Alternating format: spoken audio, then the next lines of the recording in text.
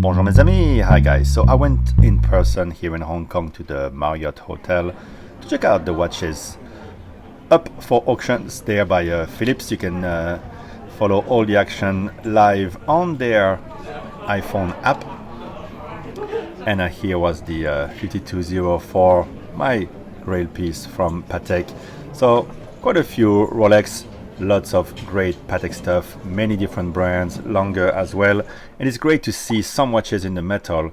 Even for example the longer Odysseus that I never got to see in the metal, and I have to say it's mostly a big bracelet, and not quite sure it's really my favorite there. And I have to say all the steel sports from Rolex and such take a bit of a pedestrian look compared to the grand complications from Patek. Here you have an interesting Roger Dubuis perpetual calendar, and then you see more unusual brands. Not everything is extremely expensive, so maybe you should register and put some bids on some of the watches if you're interested in Everhard, for example. Here we have the 5270p, and I have to say it's in the end it's quite a bit too modern for me. On the right side, that's the look that I like, a bit more classic. Then you have recent production Pateks, but very interesting ones. Sorry for the poor quality of the pictures. This was all behind glass, all very ceremonious. It was interesting to taking the whole ambiance of the thing, the sense of occasion that you don't get, from just looking at pictures on the web. And it's great to see in person the watches. You notice the details, like some dials that had passed me by when I just looked on the internet.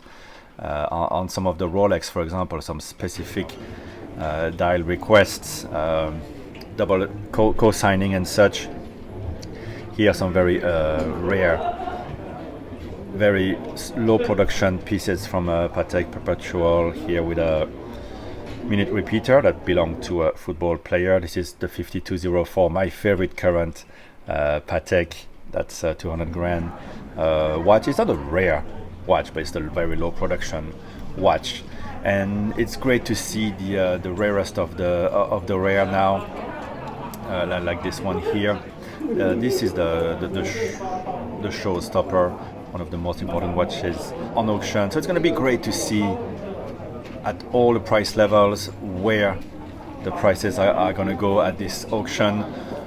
For example, one of my watches, the 5296 rose gold sector dial, is up for auction, so interesting to see where it goes, especially considering that on top of the price, buyers will have to pay the auctioneer's fee. Here we have a nice Salmon dial, one of the original 5035, I believe, annual calendars, next to a world timer.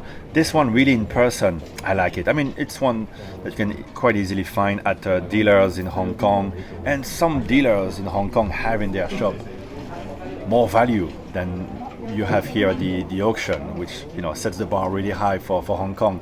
But here you get to see them all together, unusual stuff from the personal collection of heavy hitting collectors. And it was interesting to see the potential bidders in the room. You can feel that wealth was working around you. One of the guys was wearing the new Patek 4947 annual calendar on the steel bracelet. I hope you've enjoyed this little tour with me. Pardon the poor quality of the pictures. I was not going to ask for them to pull out all the watches I really wanted to see, because there's so many that I liked. So tomorrow, I believe, is the auction. You can check it out live on the app of Phillips, and we'll see if prices go crazy for some watches. And most importantly, let's see where the grand complications are going. Thanks for watching, guys. Bye bye.